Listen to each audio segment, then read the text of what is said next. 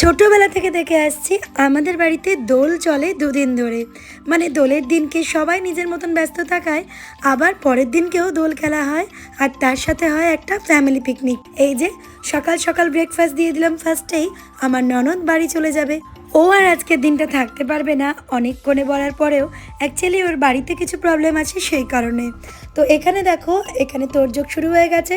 সকালবেলায় আমার মেজদির ছেলে ও রান্না করছে ডিমের ঝোল। এই যে লাল লাল করে, আর সবাই মিলে ওকে জোগাড় করে দেওয়া হয়েছে।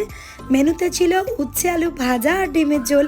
আর এখানে আমরা তাড়াতাড়ি করে রান্না সেরে চলে এসেছি হোলি খেলতে। খুব মজা করেছি, রং মেখে আবির মেখে সকলে মিলে। আর আমার বোনঝিও চলে এসছে। আর এখানে সবুজ মেরুন রঙে আমাদেরকে রাঙিয়ে দেওয়া হয়েছে। চলো একটু লাঞ্চ করে নেওয়া যাক। এখানে লাল লাল ডিমের ঝোল, ভাত আর উচ্ছে আলু ভাজা, এই ছিল মেনু। দুপুরের খাবার হজম না হতে হতেই চলে গিয়েছিলাম সন্ধেবেলা থেকে রাতের খাবারের আয়োজন করতে। মাটন হচ্ছে লাল লাল করে, ফিশ ফিঙ্গার হচ্ছে, আর রুমালি রুটি আর ভাত, যে যেটা খাবে। ফ্যামিলি পিকনিক তো, তাই দারুণ এনজয় হয়েছিল।